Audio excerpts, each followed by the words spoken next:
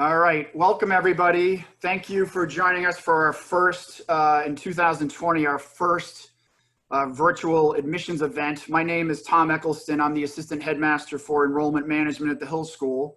We're so glad that you are joining us tonight. We have close to 300 people registered for the event. So we will try to keep the event to an hour. I'm sure everyone has spent a lot of time on Zoom and doing a lot of virtual events in the last 6 months, but we're so excited that you are with us. Again, as I said, my name is Tom Eccleston. I've been at Hill now for 22 years. I'm also a Hill parent. I have a daughter who is a sixth former or senior at Hill, and a daughter who graduated 2 years ago, and she's in college. So two daughters at Hill. My wife, Heidi Eccleston, is also a teacher at Hill and one of our deans of students. Tonight's agenda, we're going to introduce ourselves in a second, and then I'm going to introduce Mr. Zach Lehman, who's our headmaster, and he will go through how we opened up the school year this year. And I know that's probably on everyone's mind as people are going through that process in their own schools over the last few weeks. We have some students with us tonight, Sean Parker and Sasha Mayfield, who are going to talk about why they chose Hill and their perspective on Hill nowadays, 3.5 years later during their sixth form year. And then we're just going to, we want to do an overview of the admission process, talk about our campus visits.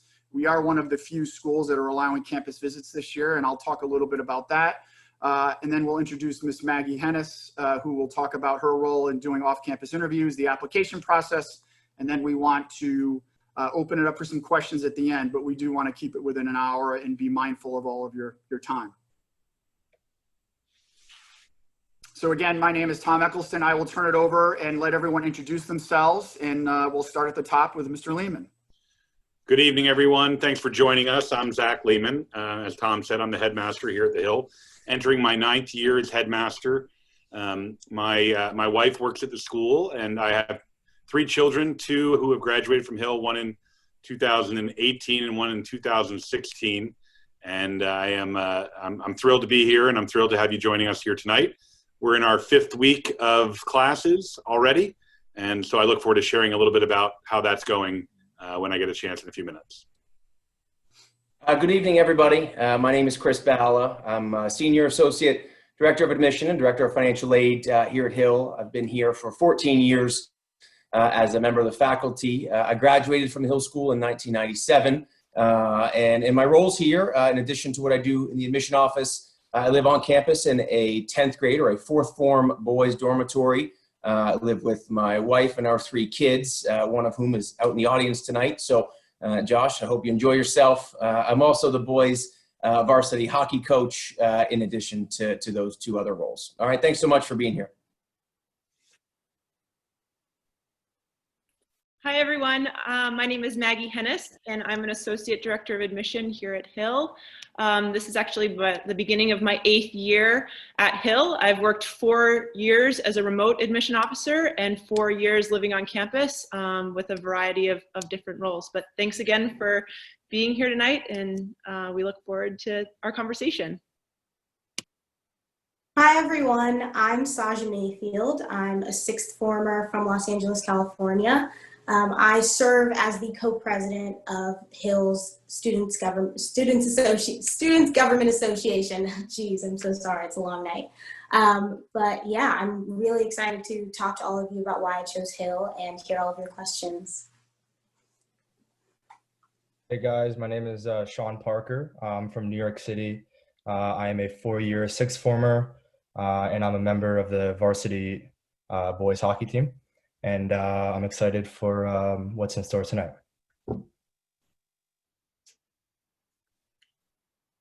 Great. Thank you everyone for sharing your background. And again, thanks to everyone for joining us. We were giving a little bit of time there for some people to come on a few minutes late. Tom asked me to just share a little bit with all of you about our school year to date. And I want to start that with a quick video, which I hope will not glitch out too much.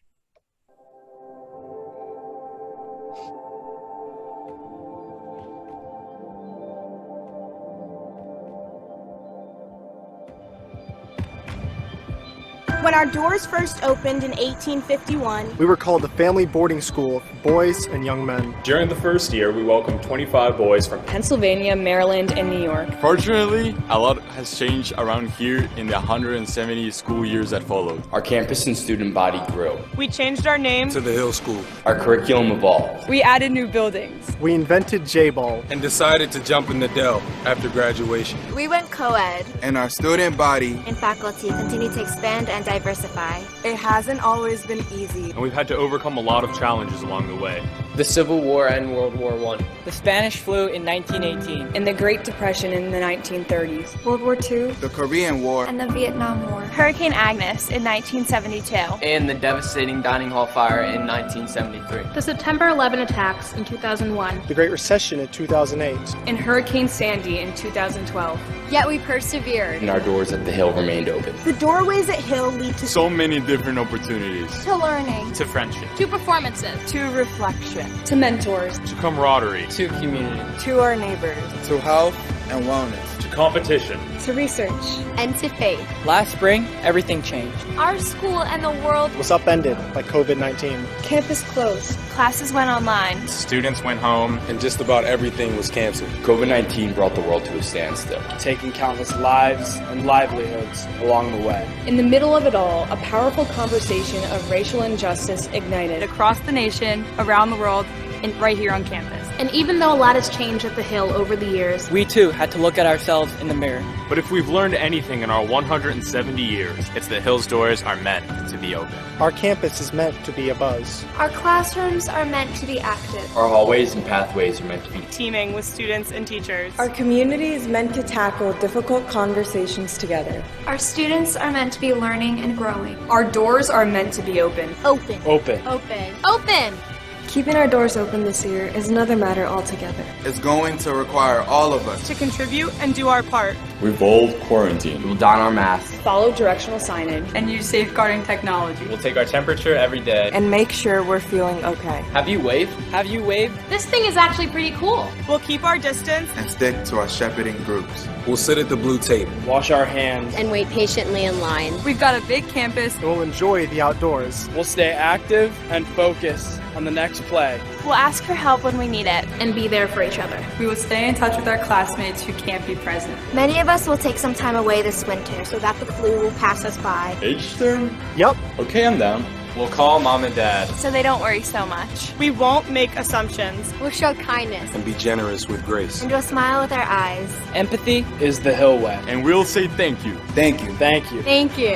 Every time we walk through a door, We'll remember how many doors are closed around the world right now. And even around the corner. We will make sure that our doors are open to everybody. Regardless of their skin color Where they come from? or who they love. We'll do our part to keep the doors open. Because those doorways lead to my teachers. They lead to my friends. They lead to my advisor. They lead to my college counselor. They lead to this really cool greenhouse. They lead to my team. it leads to burgers and fries. They lead to the stage. They lead to my happy place. And most of all, they lead to my future. Are you ready, Hill School? For 170 years, Our doors at the Hill remained open. Let's keep it that way. we've got this.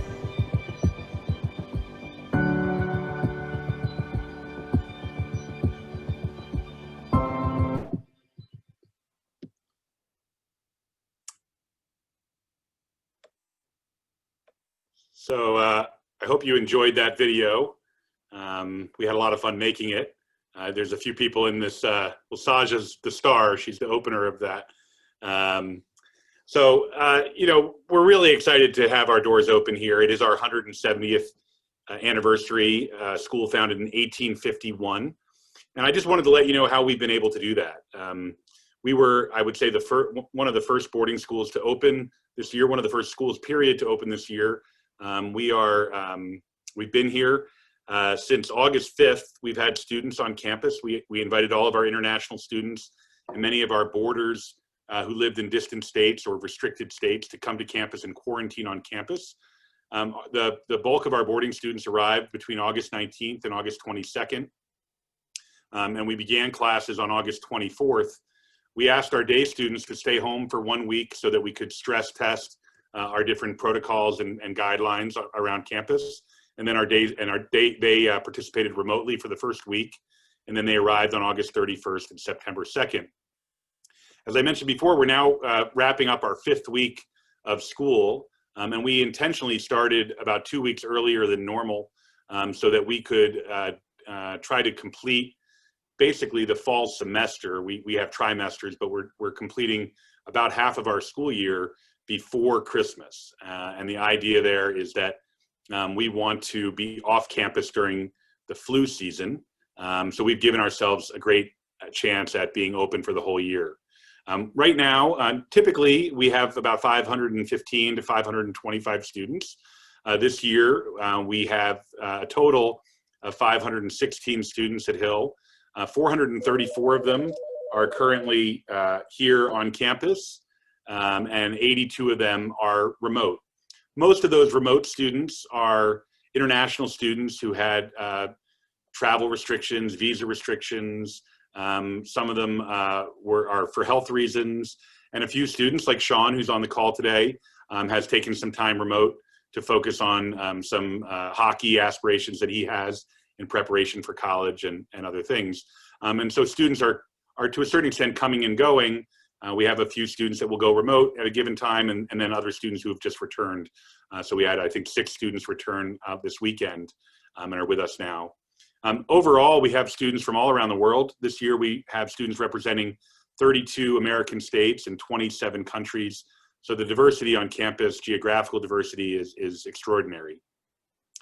We are, I would say, pretty aggressive with our COVID testing so that we can keep everyone healthy and safe on campus.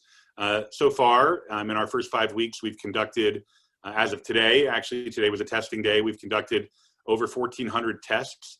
And in all of that time, we've had only 1 positive test. And it was an employee, a non-residential employee, who tested really before our students arrived, tested positive on August 10th.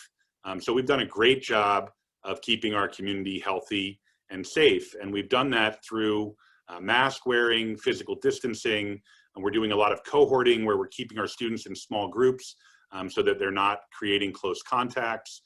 We do a daily screening process where students take their temperature and record their symptoms. And we're also wearing wristbands. I don't know, Saja, do you have your wristband on? Saja's got a wristband on. That's a contact tracing wristband. We also have an app on our phone. So we're using a lot of technology, a lot of testing, a lot of common sense. And what most of our students are reporting is that it really is not, not that much different than how it normally was. It took us all a little bit by surprise in the first few weeks, just getting used to it. But now we've all gotten used to it, and we've been able to develop our relationships with students and really interact in a really positive way. Campus life is, I would say, close to normal. It's certainly a little bit different than previous years. We are the Hill Rams, so we've created a system called shepherding. And shepherding groups are basically, we use drove, flocks, and herds.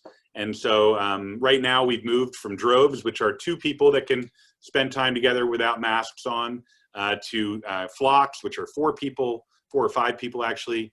And we hope to be able to get to herds, which is sort of in the 10 to 12 range, like a whole floor of a dorm or a whole athletic team or something along those lines. So we're doing it incrementally, much like many of the states have done. As we get more and more time in and we're healthy, we start adding or reducing some of the restrictions so that it gets a little bit more normal every week. We've used a lot of outdoor spaces, which has been fantastic. The weather has been phenomenal here in Pottstown. And so we've created some great spaces for our students to be outdoors. And so they can take their masks off and they can interact in larger groups. We have a great space here called the Headmaster's Garden, which I have no responsibility for the garden, thank goodness. But we put 8 fire pits and Adirondack chairs, and it's a great hangout for our students during the day and in the evening to study and just socialize. We do have some pretty strict guidelines around campus, but this weekend, for example, is the first weekend where parents can come and pay a visit to their boarding students. And the following weekend, we're beginning, every student is allowed to go home for 1 weekend during the autumn session. So again, it's not exactly how we'd like it to be, but our students have been very responsible. Our faculty have been extraordinary with their dedication. We've changed our schedule dramatically and how we teach. We've moved from a 7-period schedule to a 5-period schedule, excuse me, a 3-period schedule, longer periods. And I think we're really fortunate to all be here together. And that video really tells the story of why we want to be here together, because we have such a tight-knit community as a family boarding school. Just a little brief look at the year ahead. We have these campus wellness levels that are incrementally improving over time, hopefully always improving. We are running co-curricular programs. As of right now, we are not doing interscholastic competition. We're hopeful that we can get to that this winter and spring, but we've created a lot of co-curricular programs, or students can continue to train with their primary sport or do theater or do debate. But we've also created some really new, fun, popular activities like our spin class, which is oversubscribed. And we have a strength and conditioning program that's always been very popular. But again, we've sort of expanded on that as we've moved away from interscholastic sports for the fall term.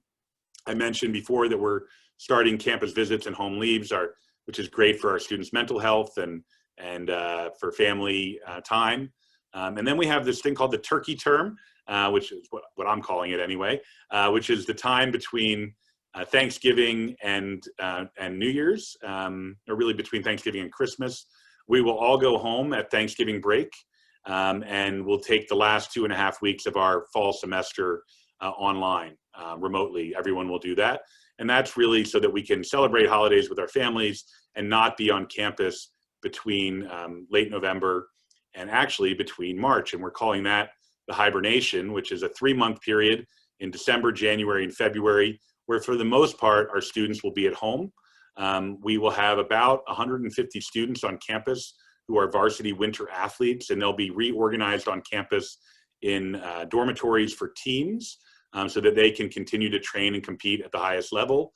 And the rest of our students will be at home, and we've created something called the H term, which is a 6-week experiential remote program.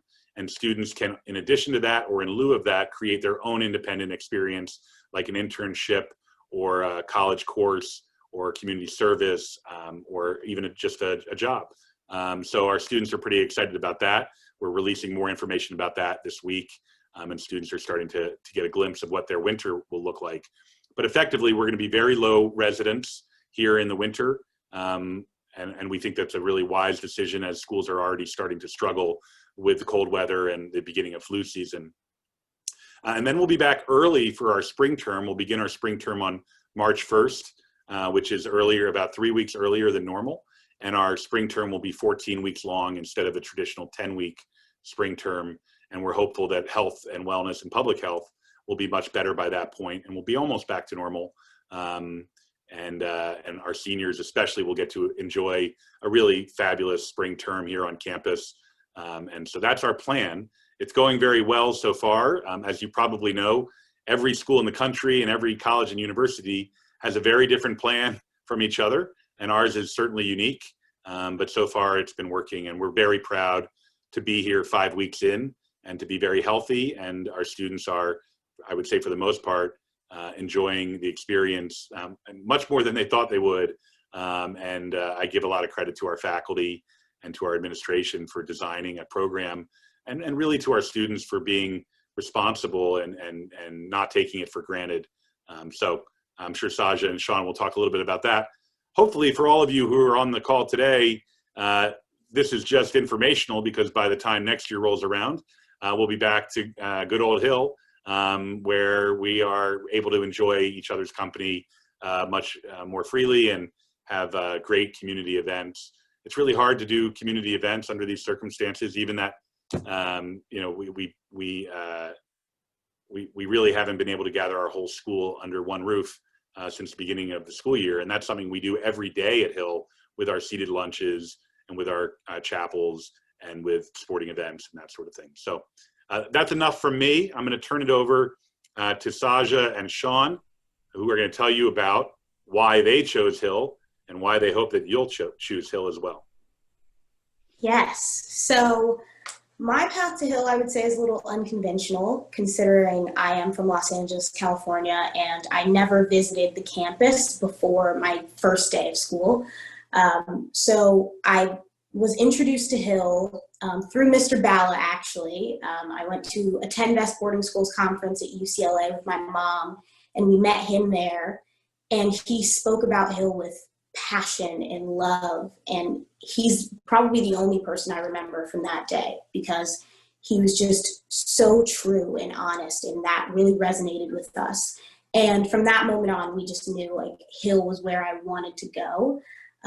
And all the wonderful things he told us were like beyond true. I can say now with full confidence, being in my fourth and final year at Hill, like I've not only grown as a student, I have grown as a person, and I am looking forward to the person that I am now and who I will become thanks to Hill. I'm co-president of the SGA, but I discovered the fact that I'm an athlete here, which is something I never thought I could do. I'm doing woodworking this year, which is something I never would have found myself doing if I weren't here, but it's opened me up to the creative and dynamic person that I am, and it does that for everyone here. And I really hope that you choose Hill and you experience that for yourself. Thank you, Sasha. Go ahead. Yeah, so, I wanted to find a place where I could both, be like academically and athletically challenged. And I felt that the Hill was a perfect place for me. It embodied, both of those things that I really valued in my life. But, something really important for me in choosing Hill was when I came here for my revisit day, as well as my tour day. And then there was a certain energy that really resonated with me. I felt that my first step on campus, I felt welcomed. I felt like I belonged there. And I had one of those just really strong gut feelings that this was the place for me. And that energy has stayed true through my 4 years at Hill. I'm definitely happy to say that I'm, happy with the person that I've become. And Hill has definitely helped me develop those skills. I feel ready for what's to come in my future, because Hill not only got me ready for my academics in college and athletics in college, but just how to be a good person in the future. And it's almost like an indescribable experience. I've had the fortune of meeting and becoming friends with the most amazing people that I could ever meet. And those connections I'm gonna have for hopefully the rest of my life. And I've just had such a really positive experience here, venturing out into new studies and new activities that I didn't know that I could be capable of doing. Here at Hill, I'm able to play in the orchestra while also be on the varsity hockey team, which is something that I found really special. But overall, if there's one thing to tell you guys about, when choosing schools, it's that, Hill really values its community. And we say that from the bottom of our heart. You can hear it during the speeches today and through the videos, and you can kind of just see it when you get on campus. And again, it's just something that it's an energy that you feel. And I'm off campus right now, and I feel the difference in energy in my life. And even though I'm comfortable at home playing hockey, I can't wait to get back on campus. Even though things are a little closed, I just can't wait to see everybody, hopefully be able to practice winter sports and all that stuff. So I hope I could give you guys a better insight. Thank you, Sean and Sasha. That was awesome. And I'll echo what both of you said and also what Mr. Lehman said. I'm just in my role here, I'm so proud of the Hill community and how we've opened up this year, the school. And Mr. Lehman has said it, but we really have been trailblazers and already into our 5th week. But I'm so proud of the way our students have responded to this challenge, how our faculty have responded. And Sean just mentioned this, and Hill is such a special community, and the strength of that community has really shown in these last 5 weeks. So I'm just so proud of what we've all been able to accomplish. Moving forward, members of the admission team, we want to just talk a little bit about what the process will look like. There are some different changes this year. And and I'm going to talk about the interview process. So there are 2 ways to interview, and the title of our program tonight is Our Doors Are Open, and they truly are, even for the admissions visits. We are one of the few boarding schools and or for day students or boarders, schools in our area and across the country that are actually welcoming visits to campus. We are doing it with health and wellness in mind. Visitors have to go through a health check and a screening check at our medical tent upon entering campus. They have to wear masks. We give socially distanced tours, outdoors only, so at least families can get a sense of the campus. We are doing the visits at this time with only 1 family at a time on campus, but it allows, again, visiting families to at least get a sense of this community we've been talking about. The tours are given, we're not having typically we have student tour guides, and Sasha and Sean are some of our best ones. But this year, members, our own office are giving the tours, and along with faculty members. So, but at least visitors will again, get that sense of community. And those are during the week. Everything is posted on our website and also on Saturday mornings. And we're also doing Zoom. Everyone is familiar with the world of Zoom. So we're offering Zoom interviews during the week, but also at night and on Saturday morning. So we're trying to expand our options for our prospective families. And again, all of those times can be found on our website.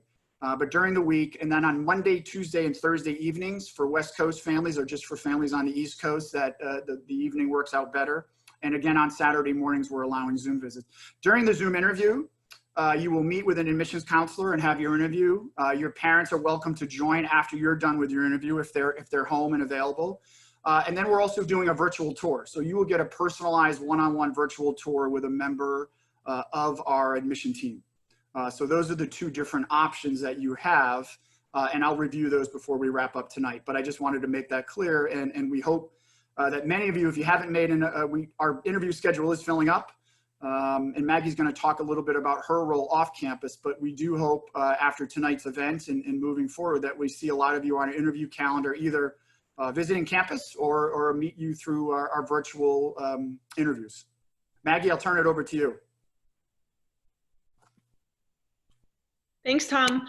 I've been a part of the Hill admission office for 8 years, the first 4 living on campus, like I said before, and the last 4 as a remote admission officer. The benefits of my position is that during my first 4 years, I was able to live on campus and work in a dorm and be an advisor and coach. And most importantly, that opportunity allowed me to understand what makes Hill and being a part of the Hill family unique and amazing. In my remote position, I typically travel throughout the United States and Latin America in order to help diversify our applicant pool geographically. Typically, I'm on the road in a normal non-COVID year, about 120 days a year.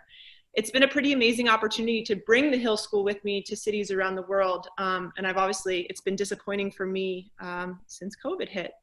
However, I know that there's a lot of you on the call tonight that are not from Pennsylvania or the surrounding kind of mid-Atlantic regions.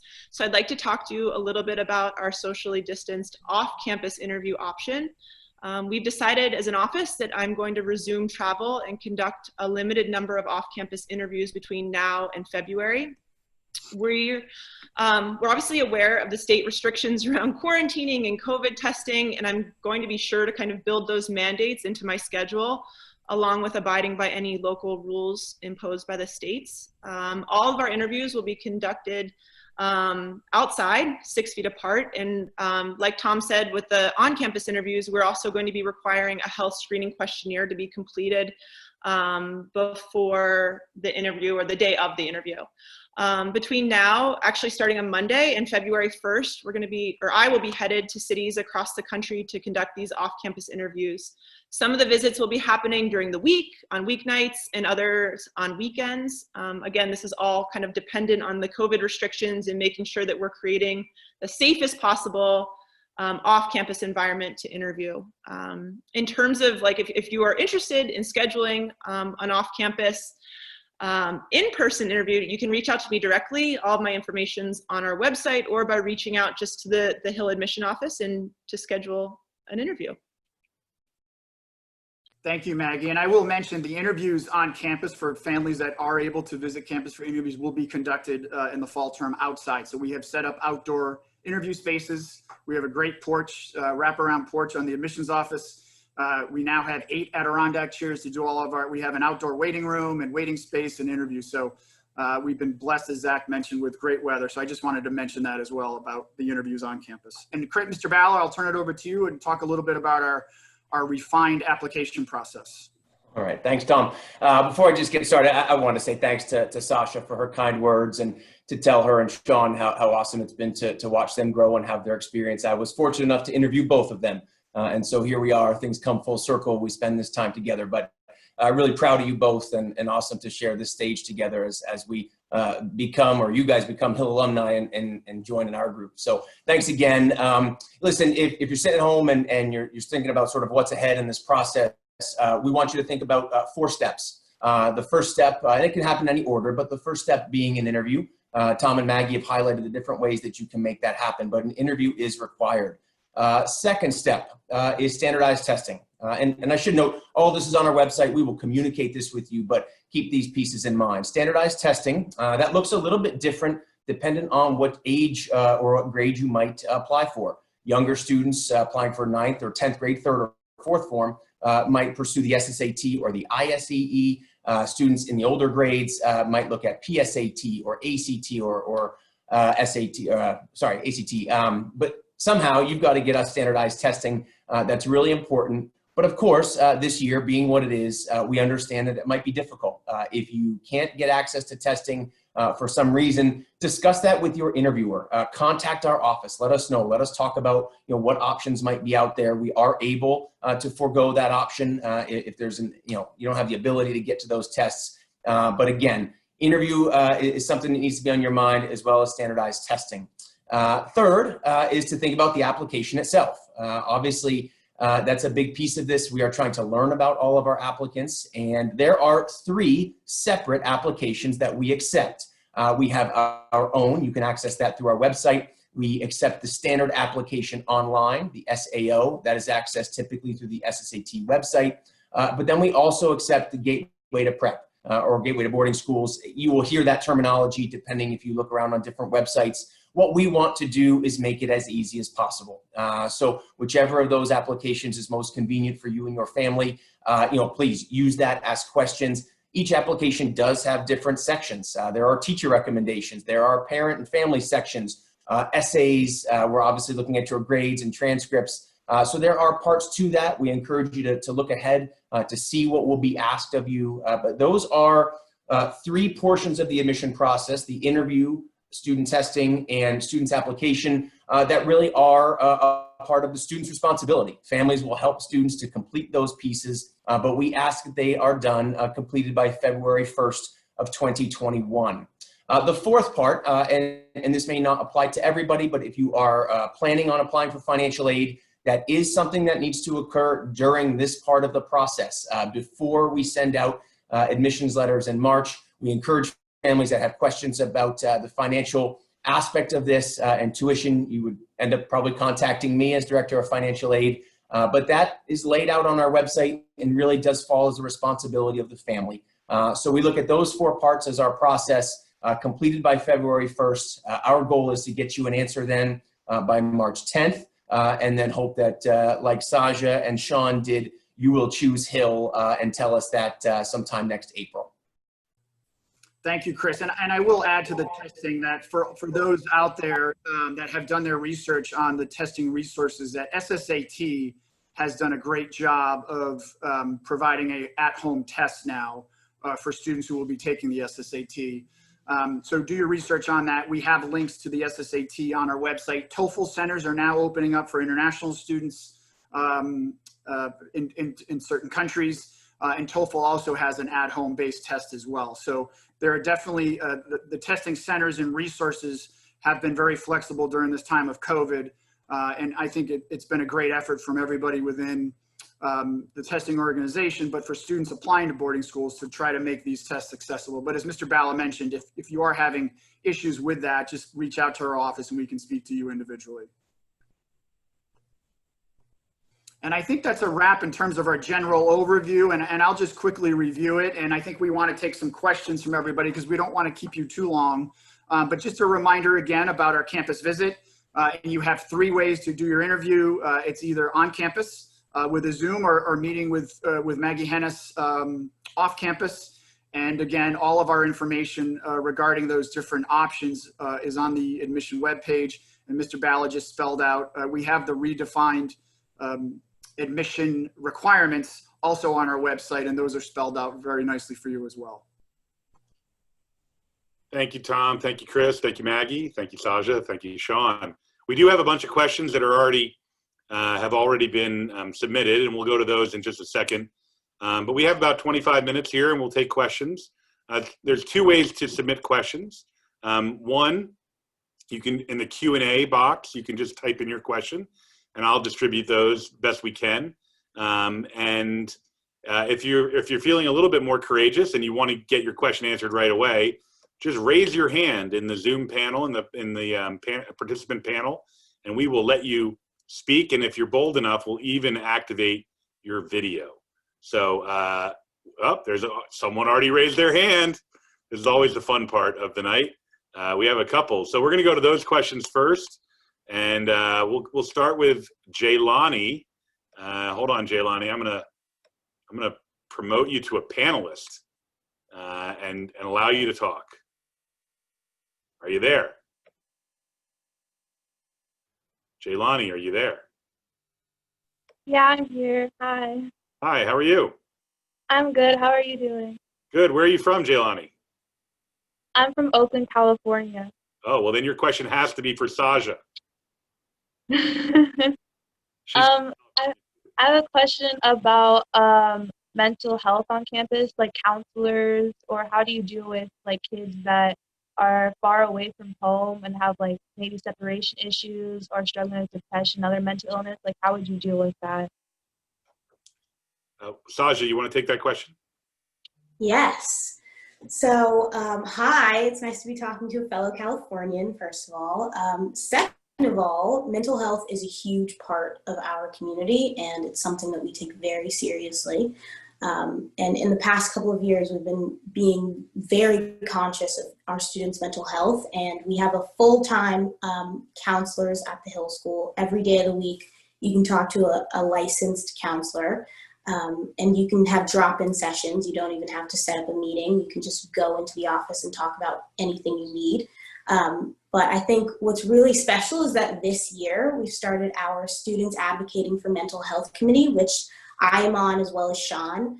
And it's specifically for students who care about mental health and really want to promote well-being on this campus. And Sean, I'm sure he has a lot to say about it. He's one of our committee members, so I think I'll pass it off to him. Yeah, you covered most of it, but so like I'm a chairman of the committee. One of the things that I do is I try to organize like events and stuff like that. So I'm working with some people to bring in some guest speakers for the school. But it's definitely something that's growing at an exponential rate in terms of awareness and resources. And our counseling team is doubling almost like every single year. And it's definitely been amazing to see the progress we've had since my freshman year. But yeah, it's definitely something that is on leaders' minds and something that we take very seriously here. Jelani, I'll jump in too, and you mentioned homesickness, and there's obviously faculty resources as well, and as Sean and Sasha know, and we play the role faculty do at Hill. I mean, you obviously have your teachers and coaches and dorm parents, but a very important relationship at Hill is the advising program. So every student has a faculty advisor where you meet with your faculty advisor, at least during some of our normal schedule. It's twice a week. It's built into the schedule. We would have meetings on Tuesdays, and then every Friday we'd have a seated lunch where you would eat and meet with your advisor. This year, we're actually even meeting with our advisor groups or even more. So it's even 3 to 4 times a week. We're actually doing virtual chapel together as an advisory, and then we're meeting 2 other days. So there are some great, adult faculty resources here as well. If you're just going through the normal homesickness, or maybe you have questions or issues in a class, and there's just a lot of adult collaboration here and support that you have as a student, even, no matter how far away you are from home. Okay, thank you so much. Thanks, Jaylani. All right, we're going to take some written questions now. So we're going to do some speed round. Sean and Saja, get your microphones ready. Sean, is there a fencing program available at Hill? Yes or no?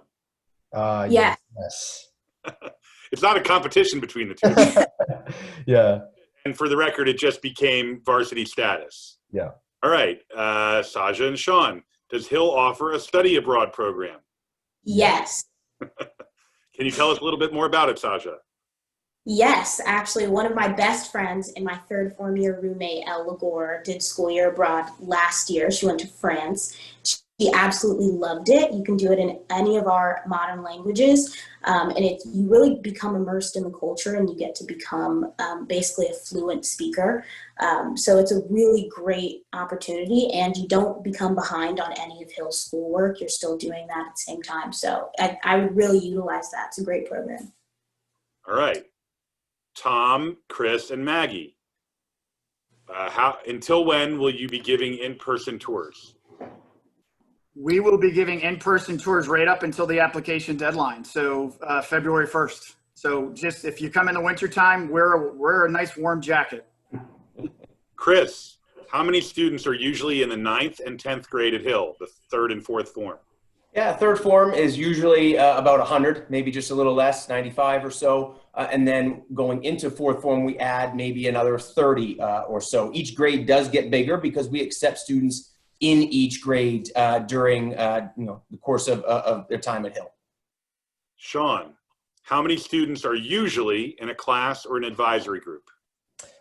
In a typical advisor group, I would say about 5 to 7. My freshman year was actually very small. We had like about 3 or 4 kids. But in a given class, it definitely ranges. For example, like this year I'm taking econ, which is a very big class, about 20, 25 kids. But then I take Chinese this year, which has 3 kids. So it definitely ranges from class to class.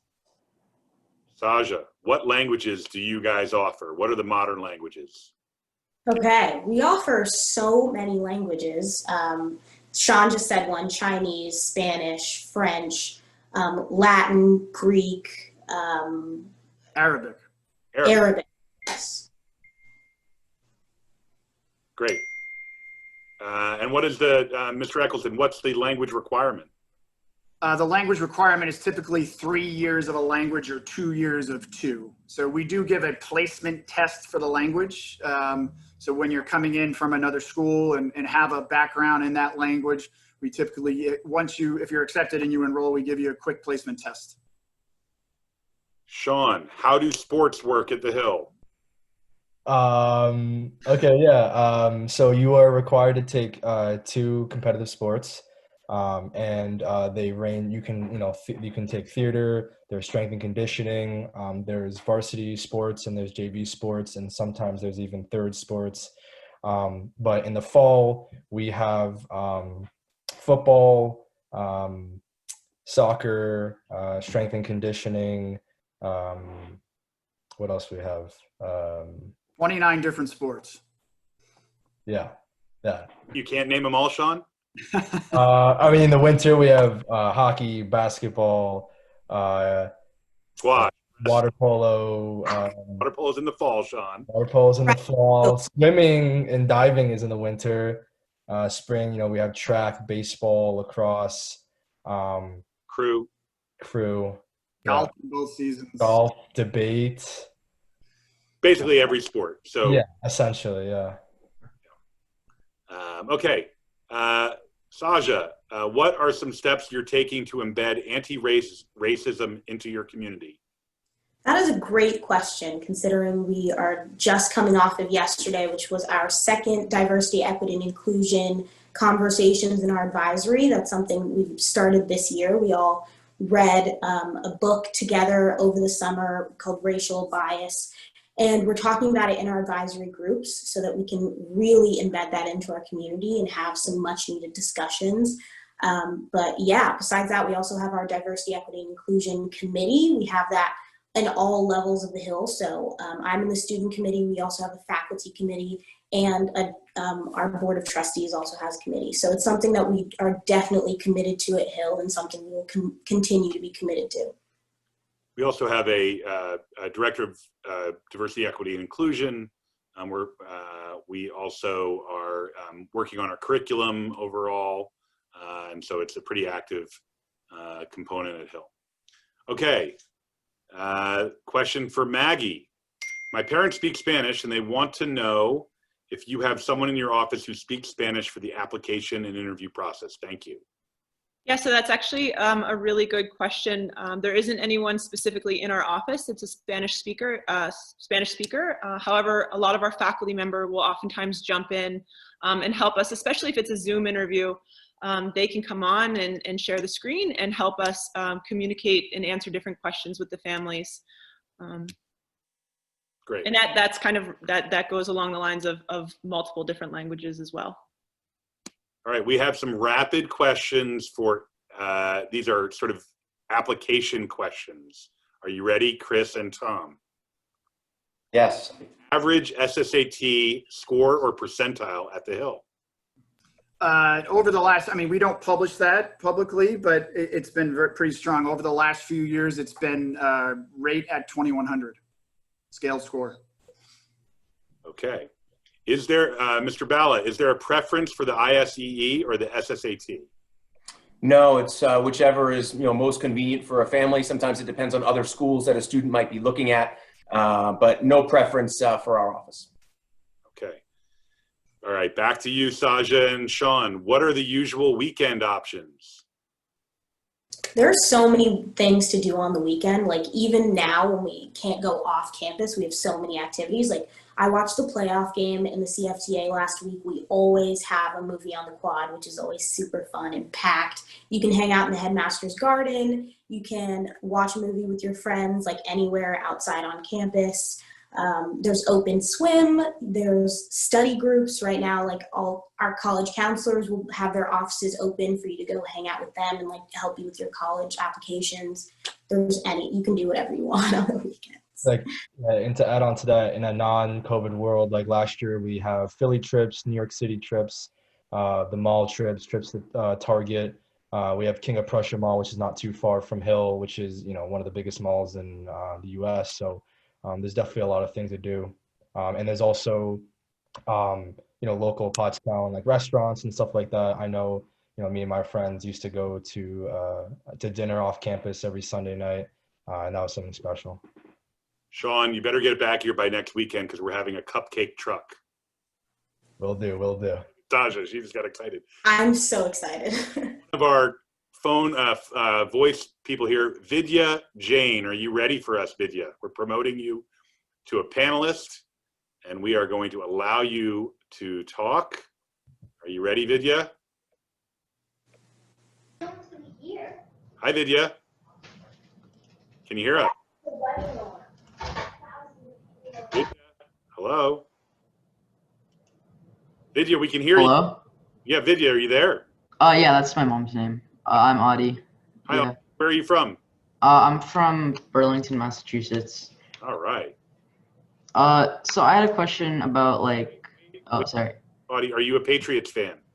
Yeah. Okay, you can ask any question you want. Okay. Yeah, okay. So I had a question about the qualities you look for in an applicant, besides academics and that stuff, the mental qualities, community workers, other stuff like that. Yeah, I'll take that. It's a great question, Adia. We talk about this all the time, and obviously the academic component is important. The test scores and the grades, and the extracurricular piece. We want students who are going to be active on campus. So whether you're excel in athletics or in the arts or music or community service, that's very important as well. But I think the question you're asking about is, and it's something we talk about all the time in our office is, and I say it this way, we want nice kids at Hill. Our community is really important. And we always say in our committee meetings, because we spend so much time at Hill together, and Sasha and Sean know this, whether it's, and we always ask this question, would we want this student at our seated lunch eating with him or her? Would we want them in our dorm? Would we want them on our team? And the community piece is really an important component to the decisions that we make. So the interview, you know, how we view you in the interview and your recommendations, but, you know, we really want to add talented students to our community, but also nice students to our community, and who bring diverse backgrounds from different parts of the country and different religions and different cultural backgrounds. And that's really important to us at Hill. And that's an important piece of the process. So that's a great question. All right, Sean, this is a big one for you. Are you ready? What events lead up to the Hill-Lawrenceville rivalry games? Oh, okay. Community together. And which is the better school, Hill or Lawrenceville? Definitely the Hill School, if I had to say so myself. Good question. Yeah, so obviously, you know, one of the biggest traditions here is Lawrenceville Weekend, but it's honestly more Lawrenceville Week because it starts the week before. So we have things like Spirit Day. So the days leading up to the weekend, you can come to school dressed in certain things, they will describe the themes, whether it's a blue and gray theme or something like that. And then usually on Friday nights, we have our traditional red meat dinner. So we all gather in the dining hall. We do the spoon banging. We have all the banners set up. Everyone's cheering. And then we eat steak cooked by the dining hall. And then we head over to the pep rally, which is always a really fun experience. They do all the sports teams get to do a little show, you know, listen to music. And then after that, we head over to the bonfire. And the bonfire is honestly one of my favorite experiences of that. You know, it's the nighttime, everyone's kind of cold, but we're all 530 kids are surrounded next to the bonfire, and it's just a big blazing fire, and we're all kind of just singing, chanting, singing the Hill fight song and all that stuff. And then we start competing mostly on Saturdays. Obviously, some things do happen on Fridays and during the week, like debate, but we'll either go to Lawrenceville on that Saturday, or Lawrenceville will come to us. And it's one of probably, if not my most, you know, memorable moments at Hill. I've forgotten. Who won the Meg's Green Cup last year? I can't remember. If I were to recall, I think it was us. I'm pretty sure it was us. Yeah. Okay. All right. We're going to, we have another person on the call here, Doug Raphael. Doug, are you there? Hi, yes. Doug, you have a question for our panel. I do. It's more for my son. He's at a junior boarding school in New Hampshire. He wanted to know about your electronics policy. What if it's different for grade 9s, incoming grade 9s, or if it's universal around the campus? Thanks. I'll take that question. So we really have a pretty, I would say a pretty a positive approach to electronics. We really don't want students on their phones during the day when they're walking around. You can't be walking with your phone. You can't be in a group with your phone or texting unless you're in the student center sort of hanging out. In the evenings, we do take the phones away from our younger students, our 9th graders, during study hall. They can have it back for a little while after study hall, just to check in with their family. And then we do put them in chargers overnight out in the hall for the overnight time. But for the rest of our students, we ask them to sort of self-regulate on that front. But one thing you'll notice when you come to Hill is students are not walking around on their phones. They're really engaging. Their heads are up. They look you in the eye. They greet you. That's one of the most special things about Hill. And there are several places on our campus that we consider sort of cell phone free and sacred, like our dining hall and our chapel and our Center for the Arts. And so kids really engage with each other. We do turn the internet off at bedtime for our underclassmen, but for our upperclassmen, they have more freedom with that to self-regulate. Did I miss anything, guys? I got it. All right. Thank you, Doug. All right. Let's go back to, we have a lot of questions, which is great, but we're going to have to wrap up pretty soon. Mr. Bala, how do I take the SSAT and TOEFL from Canada? Well, I would direct you to both of those websites. I believe the SSAT has made accommodations for Canadian residents. They're offering, I believe it's every Saturday from now until the end of January, as well as the first Sunday of each month. TOEFL, I would encourage you to ask some questions about that. There's a possibility that our office may not require it, depending on how much of your school day perhaps is conducted in English. If you are in the province of Quebec, then maybe a little bit more exposure to French, and a TOEFL might be more useful. But definitely ask those questions, but certainly visit those websites because they are third parties, and they have all the details of how to register, how to administer, and how to submit scores to schools. Maggie, could you talk about life as a day student? Not that you've been a day student here, but you know what it's like. That's a good enough question for me, I guess. Life as a day student, it's pretty interesting. It's basically the same as being a boarder, except that you don't live on campus. You're at school from 8 o'clock to 3 o'clock, and in any normal year from 3 o'clock until maybe sometimes after dinner or after study hall, you are on campus and taking part in all the activities that the Hill School offers. I'd say that one thing that we hear from sixth formers when they graduate is that as a day student, they wish they had taken more advantage of the opportunities that are presented to them as third and fourth formers. And we really see a lot of fifth and sixth formers getting involved with community activities and club activities. And so I'd say the best advice for a day student is to also kind of jump in with both feet and hit the ground running and get involved with as much as you can early on, because it's going to just only enhance your experience at Hill. Great. There's a couple questions here about the arts program in general. Saja, would you let us know a little bit about the arts program as the most recent graduate of the woodworking program? Yes, so we have a multitude of arts programs at Hill.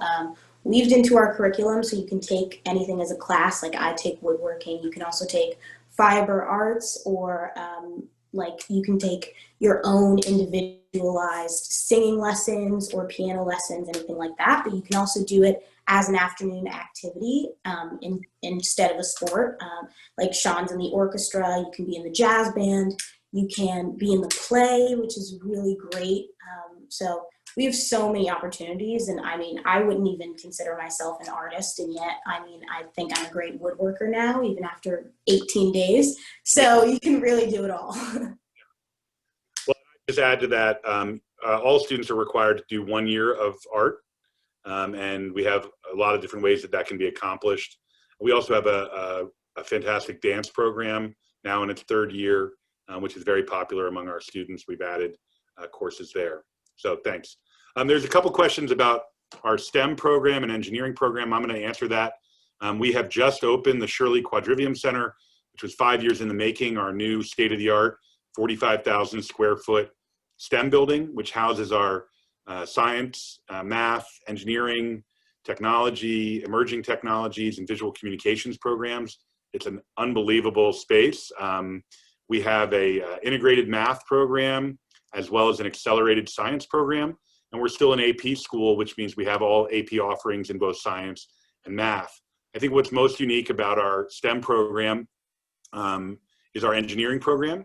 We're one of the only schools in the country to offer a 4-year engineering program. It's very unique. It is basically run like an engineering lab, and students have a chance to, it's sort of robotics based, but at the end, our students compete in an international program called RoboCup. They compete with colleges and universities, as well as postdoc programs on a search and rescue robot. So we sort of work backwards from that 4 years in. We also have a very robust computer science program and a new science research program. Hopefully when you come to visit campus, you'll get a chance to see our Quadrivium Center, which is Latin for where four roads meet. So that's our version of STEM at the Hill. The Quadrivium Center is off the hook. It is amazing. It really is. You got to check it out. There's also some questions about the H term here and whether we'll be continuing the H term after this year. It's a great question. We've been really trying to do more experiential education here at the Hill School. And this has given us, so when life gives you lemons, make lemonade. And we've been able to develop a really cool program for this winter. I don't know whether we'll continue it or not. I think a lot will depend on how well it goes. But it's an exciting opportunity for us to try that and get a lot of feedback from our students and teachers, and at the same time keep our community healthy. So what we're going to do here is we'll stay on the line here. Some of us will stay on the line, but if you've had your fill of Hill admissions talk for the night, we won't be offended if you sign off. But we'll stay for a little while and answer a few more questions. But we did just want to thank everyone for joining us, and we do hope that you'll enter the admission process at Hill, and we do hope you'll schedule an interview, whether online or in person, either here on campus or with Maggie, and complete the application process. It's always competitive at Hill, but as Wayne Gretzky once said, you miss 100% of the shots you don't take, and so we'd love for you to be a part of the mix here at the Hill School. It's an exciting time for the school. So we'll take a few more questions. We'll go to a hand up. Hopefully they're still there and they haven't signed off. We're gonna go to Ella Ross. Ella, if you're there, you can now, and you wanna show your video, Ella, that would be really cool. But we're gonna ask you to unmute and we're gonna ask you to start your video. Are you there, Ella? She did it. Ella, Hi, nice to meet you. where are you calling us from? I'm Charleston, South Carolina. South Carolina, that's cool. What's that behind you? Is that all of your schoolwork? Something like that. All right, Ella, what's your question? What type of extracurricular activities do you recommend? And also, what is some advice you would have when applying to the Hill you wish you would have known? Okay, Sean, you take the first one, extracurriculars. And Saja, you take the second question. What would you have liked to have known when you were applying that you didn't know? So it was the question like what you recommend when you get here or for your application? What do you recommend when applying to the Hill School? When applying to the Hill School, I would definitely encourage you to really diversify your capabilities for sure, because Hill wants very well-rounded people. I know when I was applying, I really wanted to show them that I was much more than just an athlete, and that I wanted to join the orchestra, and that I played the cello and had all these interests. So I would definitely encourage you to focus on, being well-rounded and not just kind of being specific on just like one little thing, or and also a big thing in terms of extracurriculars is to be like unique. Try not to just kind of like check boxes of this extracurricular activity. Definitely form your interest. And that's a kind of, to your second question, was something that I wish I would know, was just not checking the boxes and just being, who you are, showing, your uniqueness, because Hill really does look for well-rounded people. Thank you. Saja, what's one thing you wish you had known? I don't have anything I wish I would have known, but I do have something I wish I would have understood. I wish that coming in as a third former, I would have understood that everyone's new and we're all absolutely terrified and we have no idea what we're doing and we're just going with it. And I thought I was alone in that, and I didn't know how to communicate that to other people, and it really kept me from becoming friends with people I could have been friends with for 4 years now. So I think just really diving in and just knowing that we're all new and you're going to figure it out together. That's the point of it, to do it together. Thank you. And Ella, I'm most likely going to be in Charleston December 5th, so hopefully I'll get to meet you then. Okay, that sounds good. Ella, you were very prepared. You had your questions written out. We like that. Thank you. All right. Nice meeting you, Ella. Nice Great job, Ella. All right. A couple questions here. How about music programs? Sean, let's talk about music. Yeah, so we have definitely a lot of music options. For me, I was in the orchestra. And then there's also the jazz ensemble. We also have things like piano class. We have the chorus. So there's definitely a lot of options, and one of my favorite things about the music program is how it's incorporated into your schedule. So at my old school, in my junior boarding school, I had to kind of pick one or the other, cello or hockey. But here you can do both. You can, have your athletic thing or commitment in the evening, but you can also have your other commitments during the day. Like I had orchestra throughout my class period. And Sean, another question: are instruments provided for students, or do you have to bring your own? I would definitely recommend bringing your own. However, you can rent them. So for example, I broke my cello once and I did have to rent it. It wasn't necessarily like free. Sorry? You break a cello? The string broke. The strings were breaking. But it's not a big deal at all if you don't have an instrument to bring to school. Because I know if you got to fly, you don't really want to bring your cello or your bass or anything like that. So there is those options for sure. Great. Mr. Bala, can you talk a little bit about our PG program? Yeah, sure. So at Hill, typically we have a group of students each year who come in PG, postgraduate. So these are students who will finish their high school career and for a variety of reasons think that they might want one more year before heading off to college or university. The group has, in my time at Hill, been somewhere between 15 and 20 students. These kids come in with a wide variety of interests. Many of them do have an athletic angle to perhaps why they're looking. Other students have been, virtuosos on the stage. So to us, we want students in our PG group who are going to plug in. You're only here for a year, right? They're coming in, they're getting used to our community, but also sort of trying to figure out where they're going next. And so, being able to grow roots and find relationships on our campus is really important. It's a really, great opportunity for students to come in. And again, whether it's they feel like they're a little young or they need maybe a little bit more time in the college search process, they get great support here from our college counseling office. They are integrated right into our community. We don't consider them different. They don't take PG classes or they don't live in a PG dorm. They are members of our sixth form in every way. And I think, and I don't want to speak for Sean and Saja, but I do feel like the sixth formers, each year look forward to welcoming a new group of students into that grade. So they really bring a great dynamic to our school, and it can be a really special opportunity, for kids who, again, might not know or might not think they know exactly what they want at the college or university level. All right, we're going back to a speed round. In 5 words or less, you can only use 5 words. Sean, how competitive is your girls' basketball team? Very. And basketball team compete nationally? Yes. Okay. Saja, are uniforms required? Is there a dress code? Also, is there a religious component or obligation? 5 words for each of those questions. Okay. Yes and yes. Dress code, 5 words. Dress code, have it, love it, comfortable. And what's the other question? Okay. Religious requirement, Go ahead.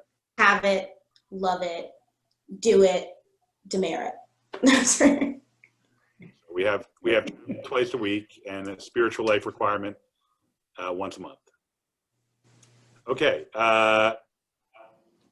Mr. Bala, 5 words or less. You mentioned that there are about 100 students in the 3rd form. Typically, how large is the applicant pool for the 3rd form? 600.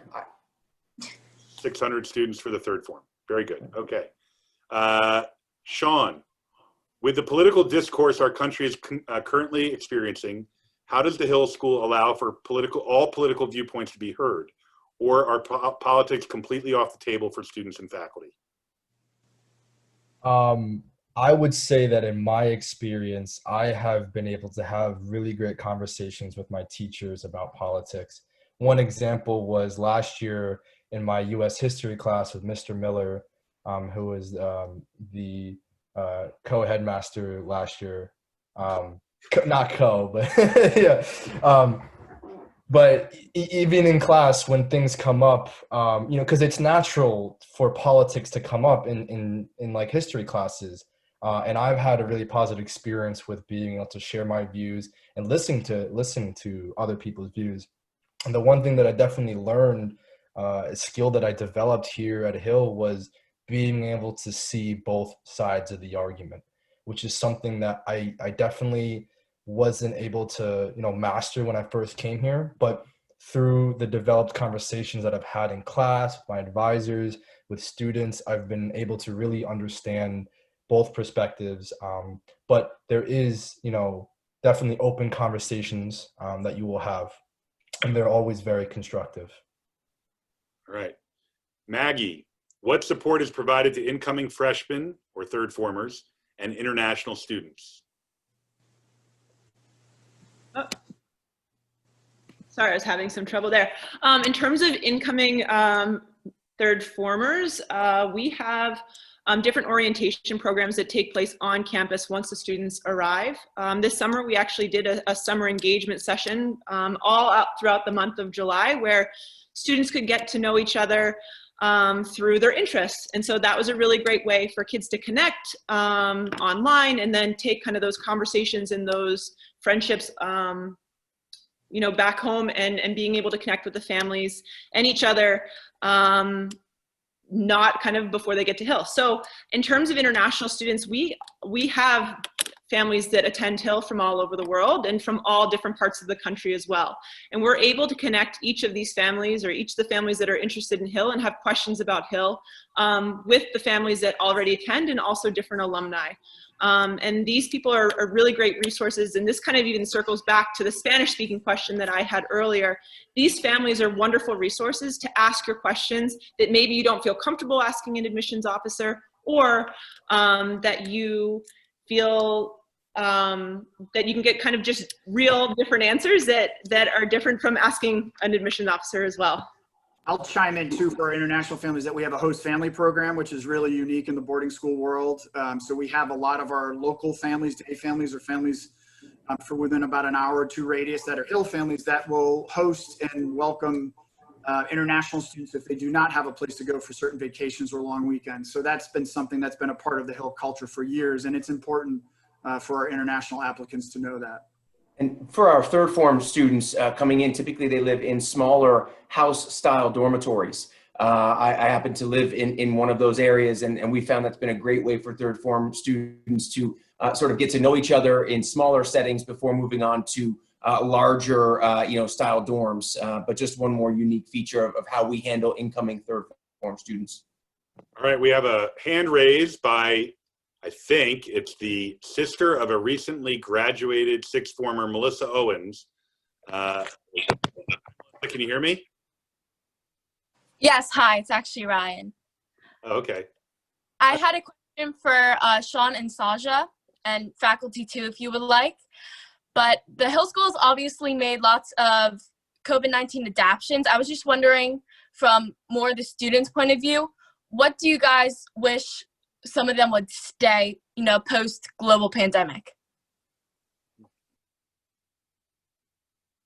That's such a good question, and that's something Mr. Lehman, and myself and some other leaders of Hill have weekly meetings on Wednesdays, and this is something we talk about a lot. I think one of the best things about COVID this year is that, not about COVID, about our COVID restrictions this year, is that we have longer blocks. We have 80-minute blocks, but you only have 3 classes for 18 to 24 days sessions.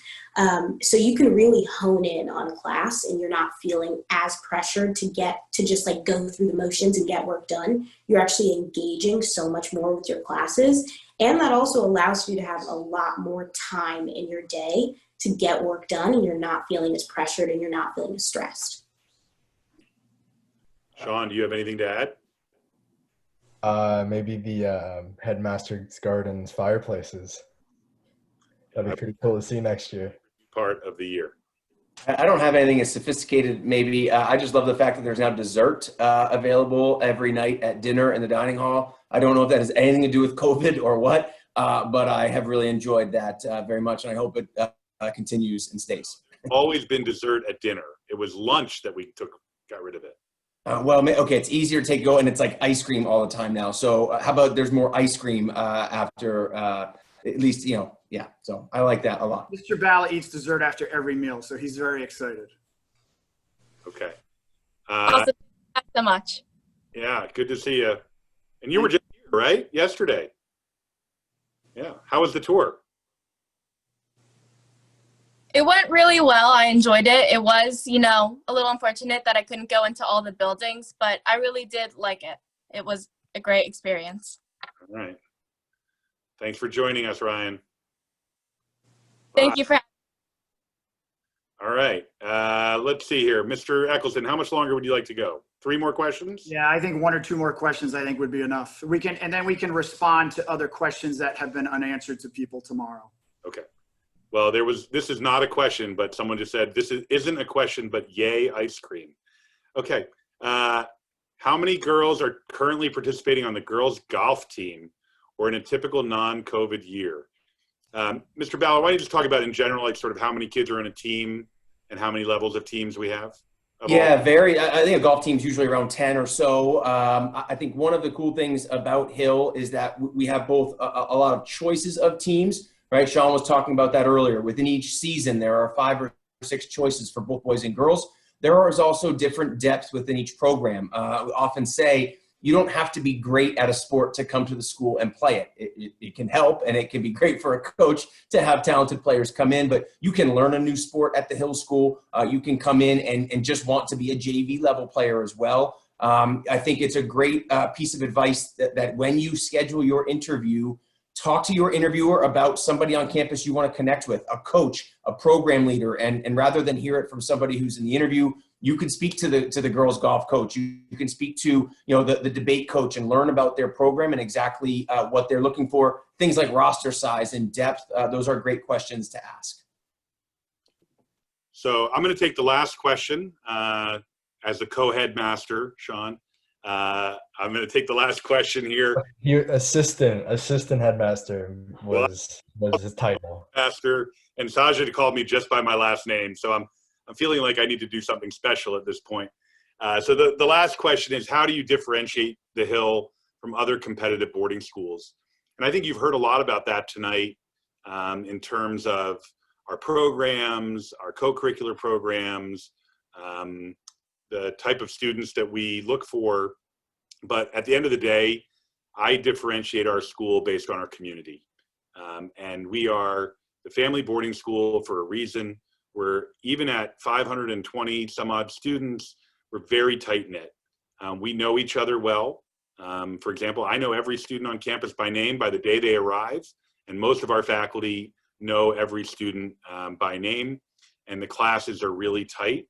The relationships that you form with your advisor, with your college counselor, with your teachers, with your classmates, with the prefects in the dorms, with your coaches,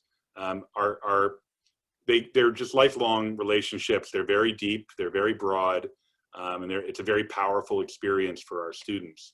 And I know every school has a strong community, but our community is both positive and empathetic and very supportive of each other. It's not a cutthroat environment. We like to celebrate the success of our classmates. We like to come together and do things together as a community, especially Beat Lawrenceville. And we really have a lot of fun. Even tonight, I think you get a sense of the fun that we enjoy around campus, that our faculty, the camaraderie among our faculty and our students. And we're really proud of our school. And we hope that you'll take that step in thinking about joining us and being a part of the community. So thank you all for joining us tonight. This presentation will be posted tomorrow. You'll get an email with a link. And if you had questions that weren't answered, we'll try to get to those best we can. Amazing that we had over 200 people on the call tonight. Over 115 of you are still here with us tonight. And we had so many questions. We still have 29 questions that we couldn't get to. So Tom, any last words from you? No, thank you everybody for joining us. And we'll actually be doing these programs throughout the process over the next 5 months. And we're going to change up the format of the program. So we will bring on, our athletic director and director of theater and college counseling. And so that's our plan throughout the process. So you get to meet different students and different faculty members and learn about different programs as part of the Hill community. So we're all going to go get some ice cream, and we encourage you to do the same at home. Have a great night. Stay healthy and stay safe. Thank you. Thank you, everybody.